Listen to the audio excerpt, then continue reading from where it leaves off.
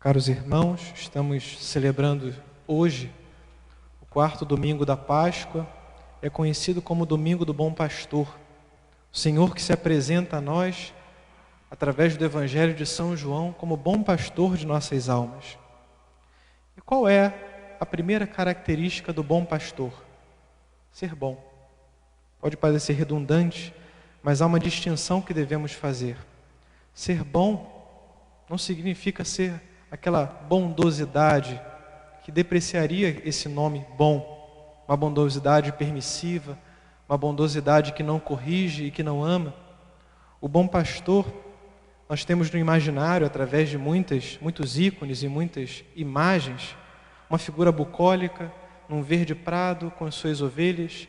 Essa é uma realidade. O Senhor nos conduz aos verdes prados e nos leva a descansar, como diz o Salmo. Mas o mesmo Salmo diz outra coisa: mesmo que eu passe pelo vale tenebroso, nenhum mal temerei, estás comigo. E justamente porque o pastor está conosco, nós não tememos. E a principal missão do pastor é proteger as suas ovelhas.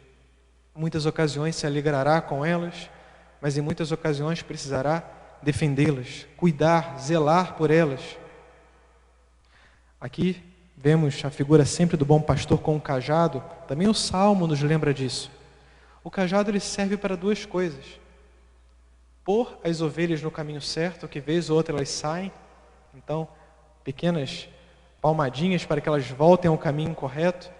E também esse mesmo cajado serve para afugentar os lobos, para bater neles, se for necessário, para que se afastem do rebanho de Cristo.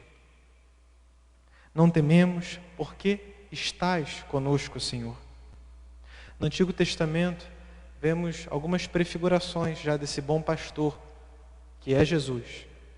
Moisés, ele que era da corte do Egito, tinha uma vida real, uma vida de príncipe, uma vida de rei, fez-se pastor do povo de Deus, não se apegando à sua vida de comodidade e de luxo, uma vida tranquila, preferiu abandonar tudo para fazer a vontade de Deus e conduzir aquele rebanho que era escravo no Egito para a terra prometida, para os verdes prados. Não se apegou a essa sua vida, preferiu uma vida sofrida ao lado do povo, uma vida difícil por um tempo aqui na terra para conquistar os verdadeiros prados eternos com o povo de Deus. Outra figura que também lembramos no Antigo Testamento é Davi. Moisés é o rei que se faz pastor, Davi o pastor que se faz rei. Ele estava no campo cuidando das ovelhas, era franzino, ninguém dava muita conta por ele, mas a sua fortaleza interior sobressaía. Era um grande homem. Vemos Davi, por exemplo, afugentar um leão que ameaçava as suas ovelhas. Muitos de nós, talvez, temendo o leão, pensaríamos: ele só vai comer algumas ovelhas minhas, então eu vou fugir daqui, deixo as minhas ovelhas, depois eu pego as que sobrarem, depois eu consigo outras. Mas Davi mostrou uma grande fortaleza. Deu a vida por suas ovelhas, enfrentou o leão e as protegeu. Esse é o bom pastor, que se faz rei para cuidar também do seu povo. Essa mesma fortaleza com que Davi cuidava e zelava pelo seu rebanho, depois cuidou do povo de Deus. Também uma figura de Jesus, uma prefiguração do Senhor Jesus no Antigo Testamento, que é rei de nossas almas, que zela por nós. Bem, falamos das características do pastor: de ser bom, de dar a vida, de amar as suas ovelhas até o fim. Mas também devemos dar as características das ovelhas. Qual é o papel das ovelhas? O que elas devem fazer? Duas coisas nos propõe o Evangelho. Elas devem ouvir e seguir o bom pastor. E para ouvir o bom pastor de nossas almas, o Senhor Jesus, é necessário que nos coloquemos à disposição de escutar, rezando, procurando o silêncio da oração. No meio do barulho desse mundo fica muito difícil, e só depois de ouvi-lo poderemos de fato segui-lo. essa parábola que o Senhor conta, ela faz muito sentido quando entendemos o que acontece na realidade. As ovelhas, realmente, as ovelhas, os animais, reconhecem a voz de seu pastor. Conta-se que na Europa, lá, períodos muito frios, então as ovelhas daqueles pastores muito pobres, o que eles faziam? Reuniam todos os seus rebanhos, tinham 5, 10, 15 ovelhas, 3, num só lugar, num só estábulo. E ali colocavam todas as ovelhas juntas para passarem a noite e assim conseguirem resistir ao frio. Na manhã seguinte, cada pastor chegava lá para tirar as suas ovelhas, cada um fazendo um sinal, falando alguma coisa, cada ovelha ia em direção ao seu pastor. Reconhecia a voz daquele que guiava e lhe protegia. Também nós somos chamados a isso, a reconhecer a voz do nosso pastor, Jesus Cristo, e somente seguir a Ele. E aí pergunto, quais vozes estamos seguindo? Quais vozes estamos dando ouvido? Há muitas vozes interiores e exteriores. Interiores são os nossos pecados, as nossas inclinações, nossas fraquezas, que muitas vezes abafam a voz do pastor. As vozes exteriores é o mundo que lhe propõe muitas coisas, coisas confusas, coisas que nos afastam do Senhor Jesus e acabamos cedendo. Devemos calar essas vozes em nosso coração, abafá-las, tirá-las do coração. E a única voz que deve ressoar, ecoar dentro de nós é a voz do bom pastor Jesus. Cristo diz: não se inquiete o vosso coração, ouça a minha voz, guie-se por mim.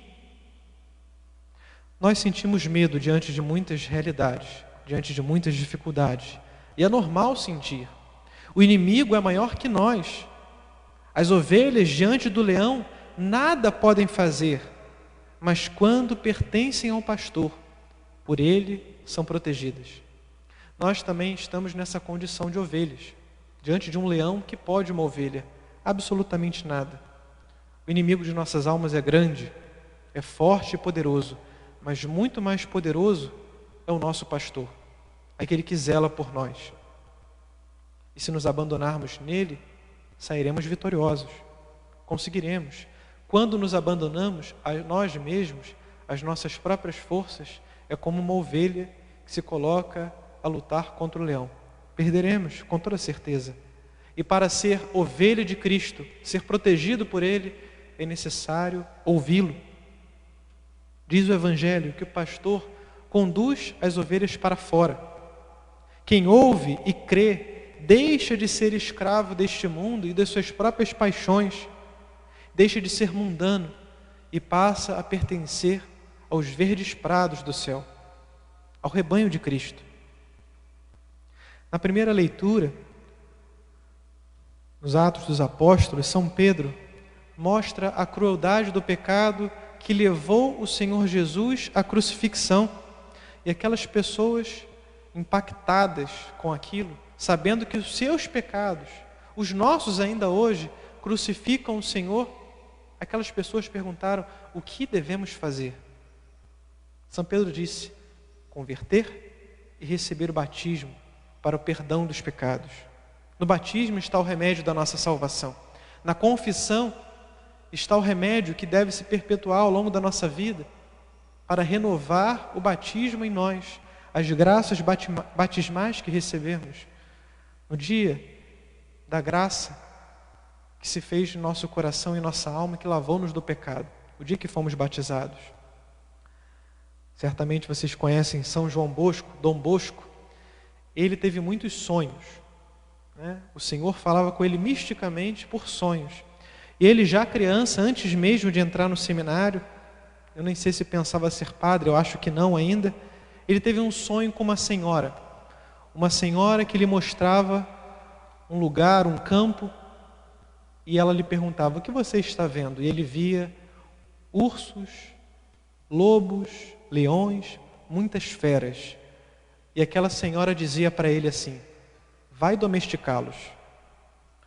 E ele hesitou de primeiro, mas depois, se aproximando de cada fera, ia se aproximando e aquela fera se tornava um cordeiro, se tornava uma ovelha. Ele não entendeu muito bem o sonho e consultou seus familiares. Disseram várias coisas, mas a sua mãe lhe dizia: você vai ser padre. Essa é a figura do bom pastor. Há muitas feras que preferem ser feras, continuarem a não pertencer ao rebanho de Cristo. Mas muitas e muitas precisam do toque da graça que vem através dos bons pastores, unidos ao único bom pastor que é Jesus. Assim como São João Bosco, tocar nessas feras, tocar com o toque da graça, tocar através dos sacramentos. Mas São João Bosco, já criança, entendeu isso. Ele fazia um apostolado entre as crianças. Ele se aproximava dos seus amigos, aqueles que estavam numa vida de grande pecado, para trazê-los para Jesus. Isso significa que, é claro, os sacerdotes são os bons pastores, devem ser os bons pastores. Pastores são, mas que sejam bons. Mas todos em alguma medida são bons pastores dos seus amigos, dos seus familiares, dos seus filhos. Todos nós temos um pequeno rebanho que devemos zelar e cuidar. Um pai de família deve conduzir o seu pequeno rebanho para o céu, para os verdes prados de Deus. Esse é o rebanho que lhe foi confiado. Muitas vezes, diz a segunda leitura, que São Pedro, dizendo novamente a carta de São Pedro, muitas vezes as ovelhas se desgarram, e nós éramos assim, ovelhas extraviadas antes do batismo, antes de continuar seguindo o Senhor. Mas como diz o próprio apóstolo, agora voltastes ao pastor e guarda de vossas vidas. Permaneçamos com Ele, com o bom pastor. Demos ouvido à sua voz e sigamos os seus passos, sendo também, em alguma medida, pastores das almas que nos são confiadas, que estão perto de nós. Deixemos as vozes do medo, as vozes deste mundo e sigamos a voz de Cristo, o bom pastor.